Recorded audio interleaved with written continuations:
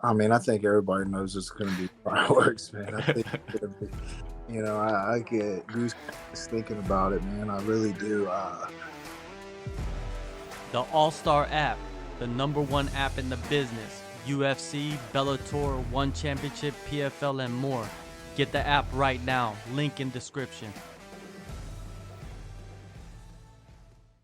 Chase, man, April 8th, Miami. How good is it to be not having to travel to fight? It's great,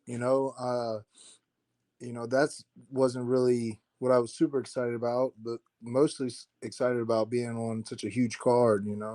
It's been 3+ years since I fought in front of a crowd. Back in 2019 when I was with Bare Knuckle. Ever since then, I've been on the Apex, and I haven't fought on. I've only fought on one pay-per-view card my entire career, which was Dallas back in 2011. So I'm pumped. You know, That's insane. yeah. 2011, like guys No, no, didn't no, even no, no. start.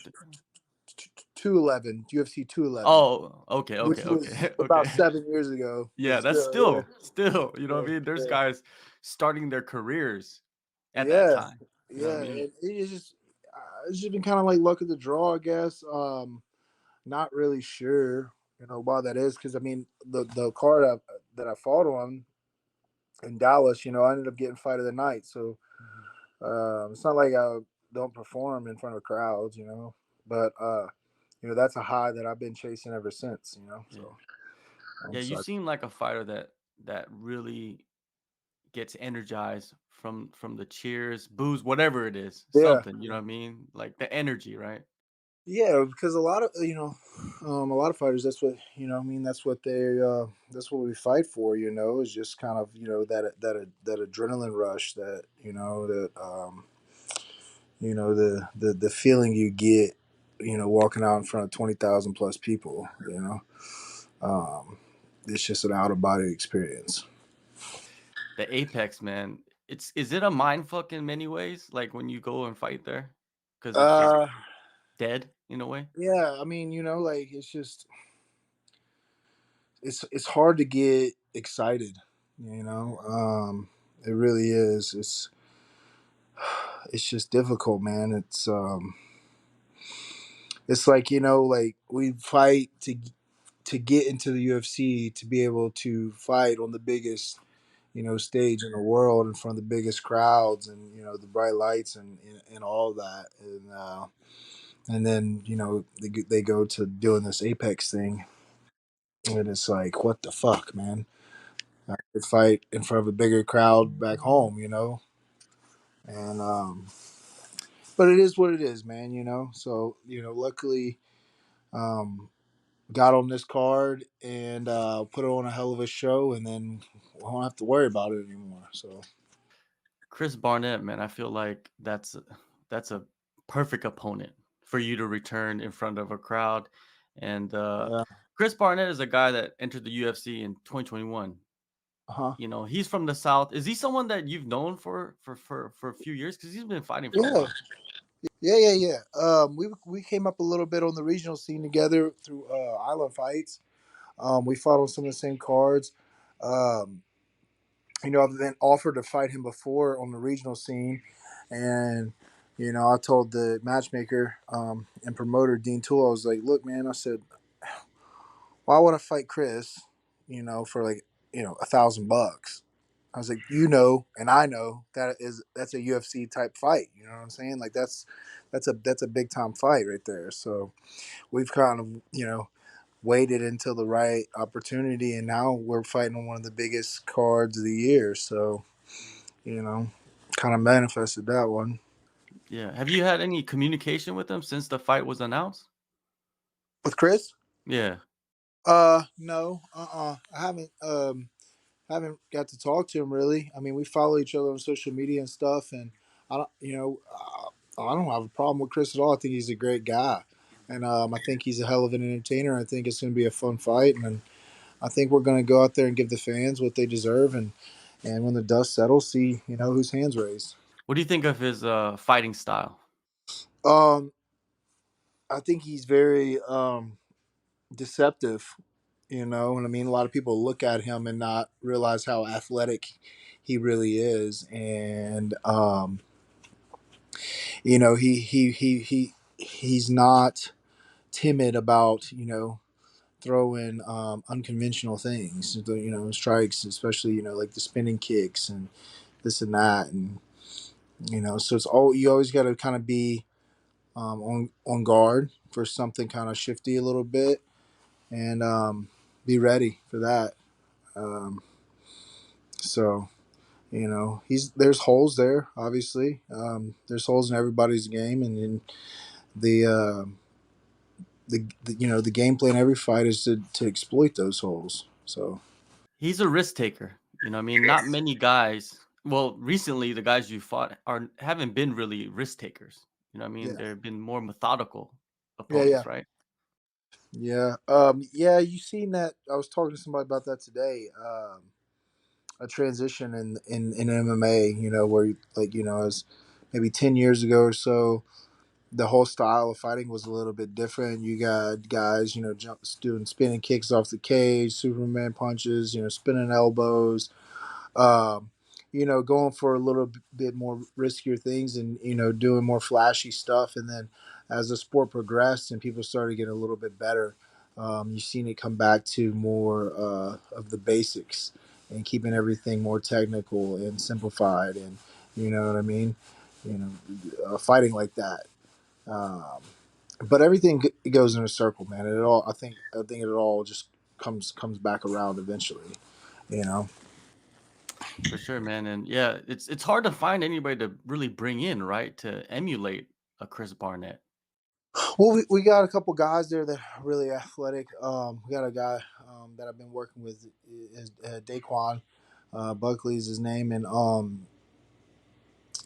actually I think that's his last name. I'm pretty sure, but very similar build, similar style. I actually think he's a little bit better on the feet, but great training partner, man. We've been getting a lot of work in together, and yeah, it is difficult to bring in somebody that does all that type of stuff. That's a little bit more unorthodox, but um, as long as we prepare for it and know what's coming, then we should be all right. Is this matchup better than the Josh Parisian matchup? Because you were excited for that one, man. Yeah, I really was. I still want that fight. I think it's better for the fans for sure. I think Chris is a better fighter than Josh. If I'm being honest about it, in different ways, and I really want that Parisian fight back just because of the way that all went down. I really wasn't didn't sit well with me. When you're supposed to be a professional at the highest level, and then you pull out the day of the fight because you have an anxiety attack. Um, we all get nerves, we all get anxiety, we all get these things, man. But do what you need to do beforehand to mentally prepare for the fight, because you wouldn't have an anxiety attack if you know that in your heart that you did everything you could to prepare for the fight. Um, so I just it just didn't sit well with me because it fucked me really.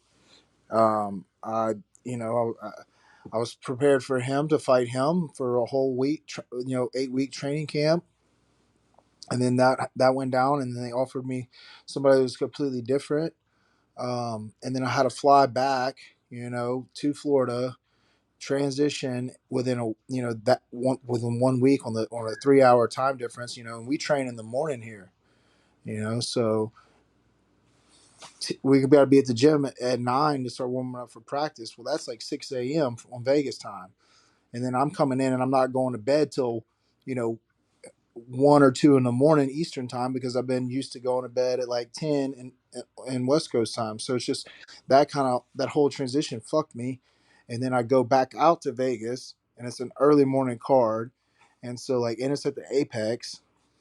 And so I was just exhausted, man. I really was. And then coming out flat, both my teammates fought right before me, both lost. And it's just I'm sitting in the back by myself because the coaches are out there cornering. And I'm like, I just don't want to fucking be here today. You know what I mean? Like, just like any other jobs, you know what I mean? And it's like go out there and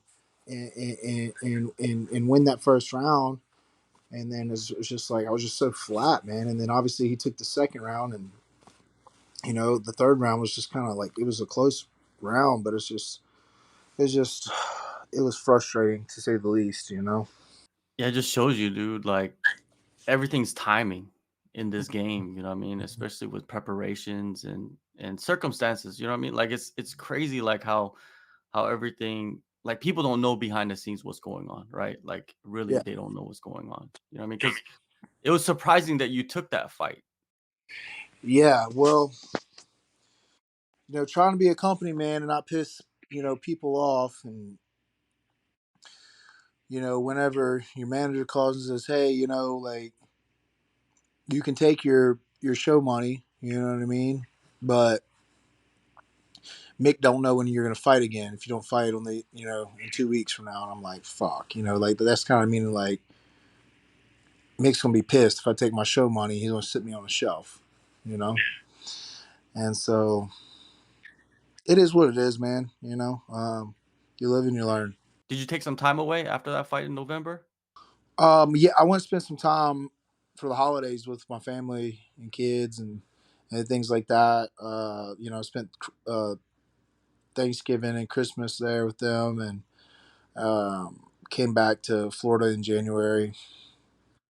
So I've been here since. I think I went home once, just here recently, just to see the boys. So, How do you recharge yourself back in Mississippi? you know what I mean. I don't like to be there for too long because idle hands are the devil's playground, and I don't like being stagnant with that. But I also like to you know kind of go there and kick my feet up and be with my kids and my children and my family and my friends and live a little bit of the simple life. But once I start getting antsy and feeling that, the feeling of like, all right, man, like I need to get back to work because I always need some, I need structure. You know what I mean? I need to have that purpose every day, waking up for a reason, and so I don't like to be too idle there. But obviously, it's good to go home and kind of relax and get back to the roots of where I come from. Did you go back knowing that you had a fight, like Miami was the date? Yeah, so that was I had already told my children I was going to be home prior to finding out about the fight, and so I just I went home for a week. You know what I mean? Because I wasn't going to go like 3 or 4 months without seeing my little boys, and so I just went home for a week. I watched Alan Belcher win the heavyweight title for bare knuckle down in New Orleans, and then hung out with my kids, man, and then I came back. Being around that bare knuckle environment, man, it's a different thing, and, do you ever, like, like, do you ever feel for that? Like, you've ever, like, think like, "Man, I need to get back into that eventually." Um, I know there will be a time when I make that transition. It'll always be there. You know what I'm saying? I feel like, I was the heavyweight champ, so I have some roots there. I have, made a stamp in that organization. I was the heavyweight champ in 2 fights. You know what I mean there, and so I really feel like that was like you know that style of fighting is definitely catered to the things that I do and I'm good at, and it's a lot less taxing on the body training for bare knuckle boxing than it is MMA. There's just so many different facets of MMA, and then you bring in the grappling and the kicks and all that. It just takes a toll on your body as to compared to like just doing boxing. That's all that Yeah, matters. I was just saying I got unfinished business Mhm. with the UFC, and that's the path that I'm on right now, Yeah. and focusing on that. What do you what can we expect in this upcoming fight from you? I mean, I think everybody knows it's going to be fireworks, man. I think it's gonna be, I get goose. Just thinking about it, man. I really do. It's gonna be a fun fight. You know what I mean? Because Chris is an entertainer. Yeah. You know, I'm an entertainer as well, and I think you just bring those two types of fighters together in front of a crowd in Miami. It's been 23 years since UFC's been to Miami. It's sold out. The show sold out in I think about like 10 minutes, and the Yeah. cheapest seats were like $600, man. And so there's you know several thousand people that are excited to see this. You know, Mhm. at least live. You know what I mean? Like the ones that are going, the whole world's gonna be watching. So Yeah. it's gonna be something special, man. Yeah, it's gonna be an insane event. Benson Henderson, before when he retired, right after his fight, he was talking about how like he got hit with a kick and he was like knocked out, but he was still moving. And Hmm. then when he woke up during the fight, Usman was on his back. Have you ever had that in a fight, like where you were rocked and it kind of like shut off, and then when you woke up in the fight, you're in a different position and like in Oh danger? no, most of the times I've been like dropped. It's all been like equilibrium. Like the lights have never completely shut off. You know what I'm saying? It's just like boom, like like equilibrium, like your legs go, or you just get dropped. But I've never lost like consciousness. You know what I mean? I've been put on Queer Street a few times, but never lost consciousness. Just like I said, just equilibrium, just from the blow. You know what I mean? Um, but yeah, I've yet to kind of understand that concept of going out. You know what I mean? And I don't want to either. You know? Yeah, yeah, of course not. But it's something that I feel like only fighters would know. You know what I mean? Even the Hmm. equilibrium thing. You know what I mean? Yeah, If you've never been hit before, and 95% of the world has never been hit that hard yeah, to where they yeah. were rocked like that, right? So they have no Hmm. understanding of like what you go through.